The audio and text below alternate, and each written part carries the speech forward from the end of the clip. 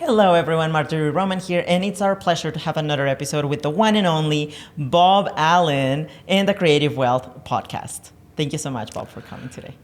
Let's learn how to create wealth. That's the name of this podcast, right? Creating wealth. You want to create some wealth? Well, listen, and I'll share with you exactly how you do it while you sleep, because what we're going to talk about today means you're making money while you sleep.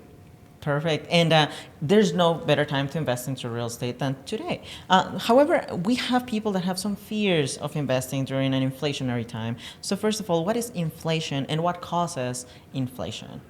Well, when they print too much money, that means every dollar that they create is worth less.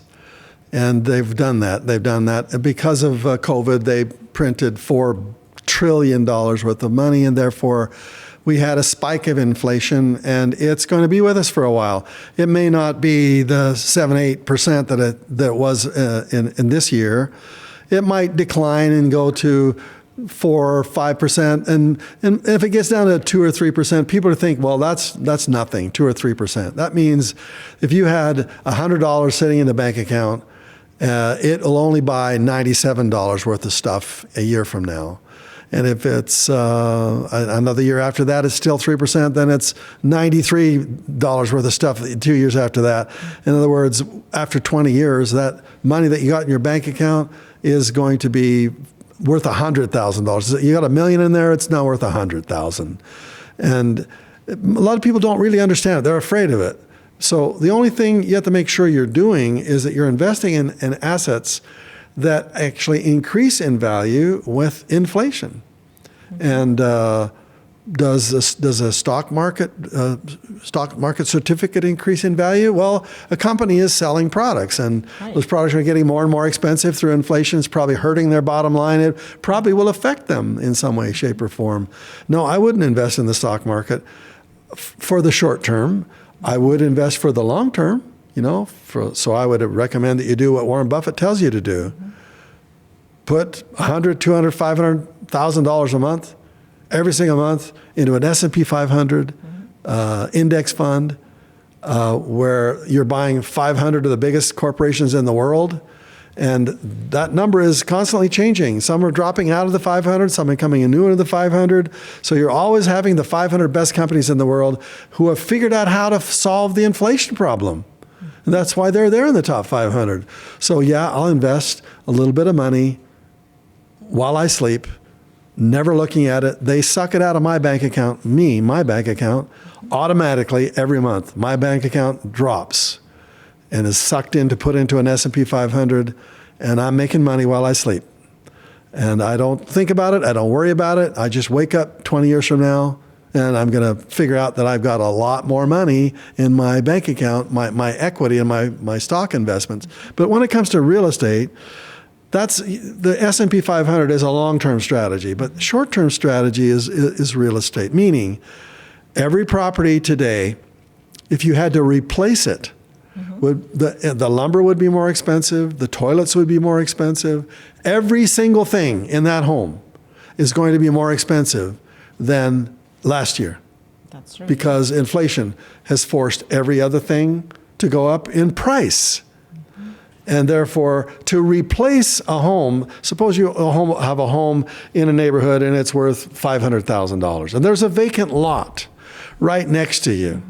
And your home is worth $500,000, but to replace it on the vacant lot next to you would cost you $650,000 for the exact same home, maybe the same floor plan, and it's right next to it.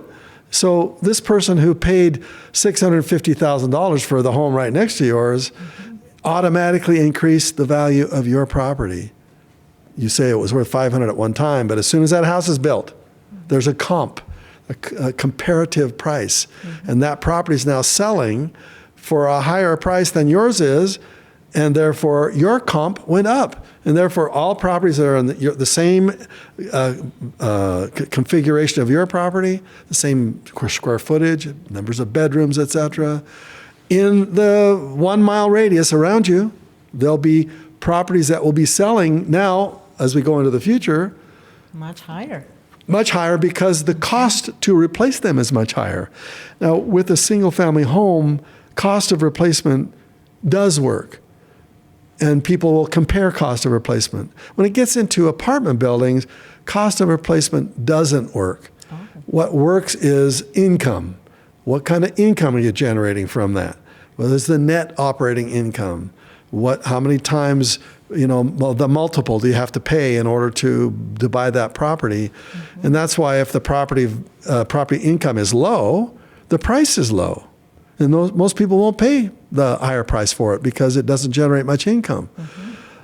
So when you move in above 4, maybe 8 units, the cost of replacement is the way you can tell what the value of a property is.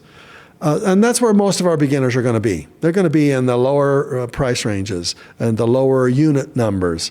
So it's comps. What do the comps say? Now, using some very fancy software that's very, very cheap to use, you can literally look in a neighborhood and find a property and an address that you found that you think might be a good deal.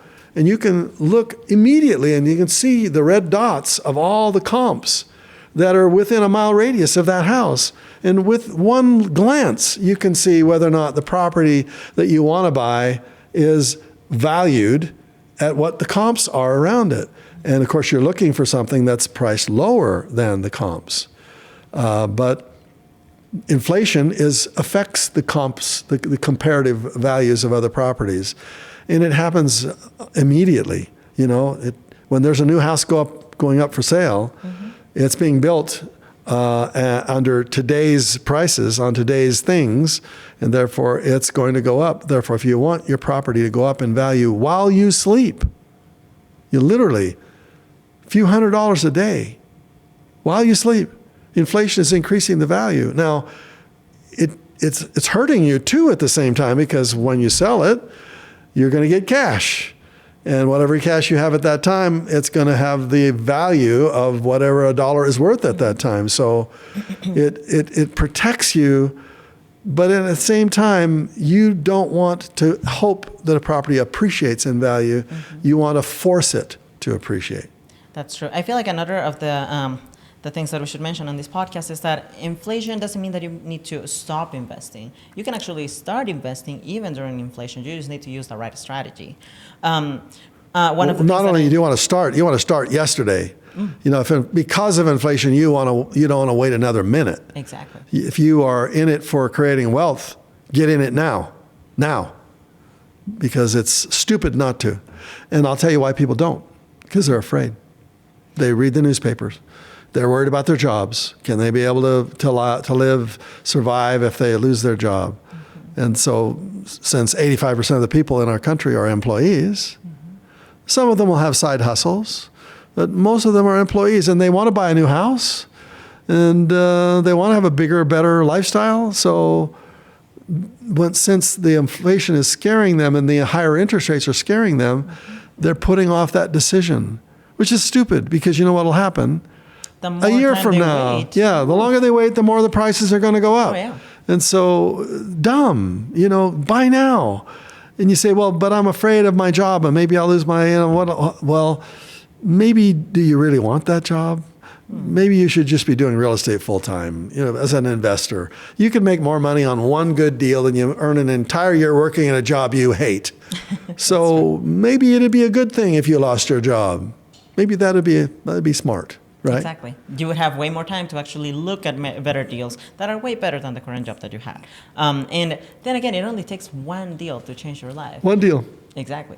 And in the times of inflation, I feel like for the people that already have a real estate, you can use these inflationary times to tap into the equity that is building into your homes, to start growing your investments, to get more properties, to start looking at bigger and better properties than the one that you currently have. So it's a really good time for everyone to invest. What are some of the strategies that you would recommend someone that is about to start investing into real estate right now? You're still going to look for highly motivated sellers. That's the first and most important strategy, and that means 1 in 20. Mm-hmm. Therefore, 19 out of 20 are not what you're looking for. You want to look for a property that's wholesale. You don't want to pay retail unless you have advanced knowledge that the property is substantially undervalued now. Then you can pay whatever the retail price is, because you know secretly that it's really wholesale. It's market-wise, it's wholesale. Mm-hmm. Then you want to generate streams of income while you sleep. You want to generate residual streams of income. Now, the reason that real estate is such a good generator of residual income is because it doesn't require a lot of management. You can rent it out to somebody and not talk to them for sometimes months. So it doesn't require you to be there every single day to make the money. It's sending you streams of income while you sleep. So every time that renter pays their rent and you pay off your mortgages and you're left with a net profit, that net profit is residual. And eventually, when that property is eventually paid off and the mortgage is a zero, then you have a flood of new cash flowing into your life because the mortgage has now been paid off. It might take 20, 25 years to do that. But suppose you bought 20 properties, 2 a year for the next 10 years, and eventually over the next 20 years, those properties will all be paid off to zero. And eventually you'll have 20 properties just in 30 years from now. That cash flow. Yeah, you'll have 20 properties with no mortgages, and therefore each house will be, and then because of inflation, rents will have been going up and up and up and up, and now that might be $1,000 a month for a house now, but 30 years from now it'll be $3,000 a month, and you have 20 properties times $3,000 a month. How much is that? That's $60,000 a month, but that's future money, not today's money. That's worth at least $20,000 or $30,000 in future money, in future value, purchasing value. And so this is your retirement plan, folks. This is what you do. Inflation will increase your rents, will increase your equities, and it takes you to financial freedom. That's true. And then again, real estate, it's a game for the patient. You may not see all of that cash flow coming into flooding you with $60,000 every single month now, but a few years from now, you're going to be so grateful that you did those real estate investments and those deals at the time that you did it. The time is now. It doesn't matter if it's inflation or if we are in a recession. It doesn't matter. The time is now for you to acquire some properties and make the cash flow for your life.